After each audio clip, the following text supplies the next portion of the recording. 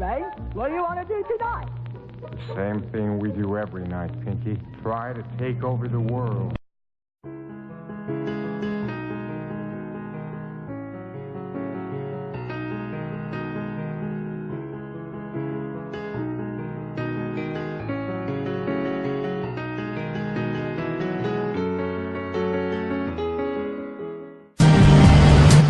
I first met him in the early 80s in a Chinatown of urban Java.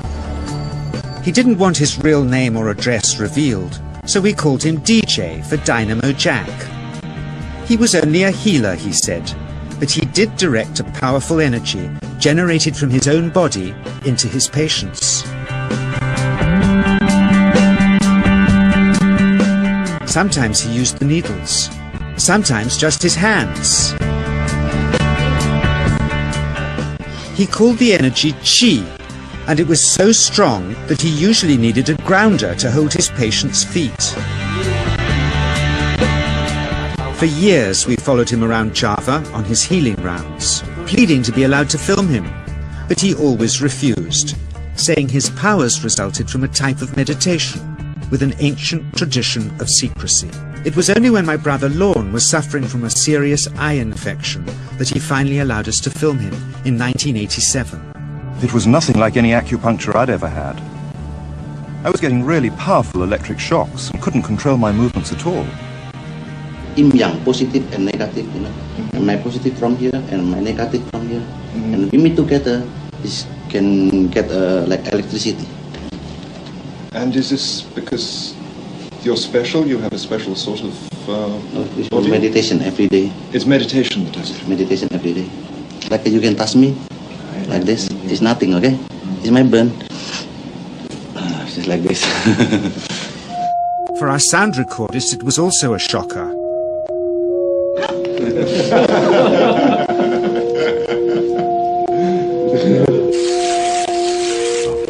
He then took our newspaper outside and showed us how Qi can also be used to set things on fire.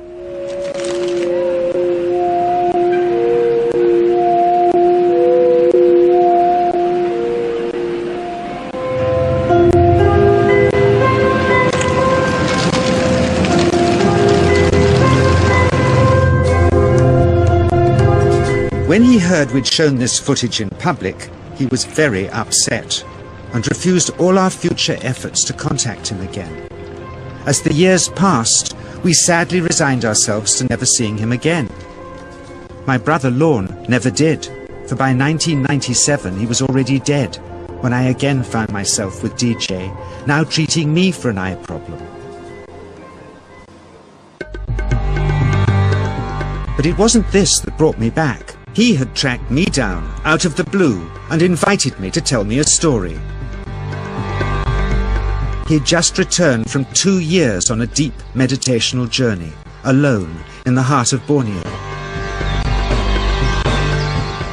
Amongst his revelations, he had seen, he said, how history was moving on into great change, and the old wisdom was vanishing.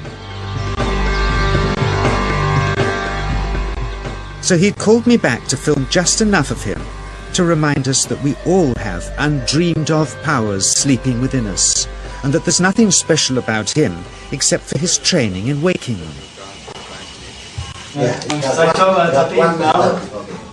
Grounding this patient, my cameraman Joe is having to use all his weight to keep contact. Qi is pushing him away. He seems able to control the amplitude of this Qi, like a dimmer switch, and it causes uncontrollable responses in the patients and their grounders. I can barely keep my hand on you. To fly off, the electricity so strong. This mother unwittingly grounds her child.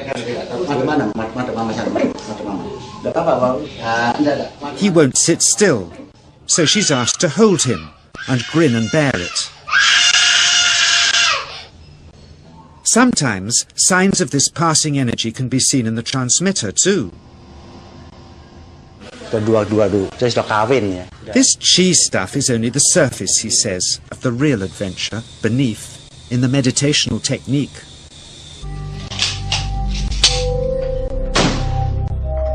Projecting chi from the palm of the hand can also be used to resist rifle pellets, he says.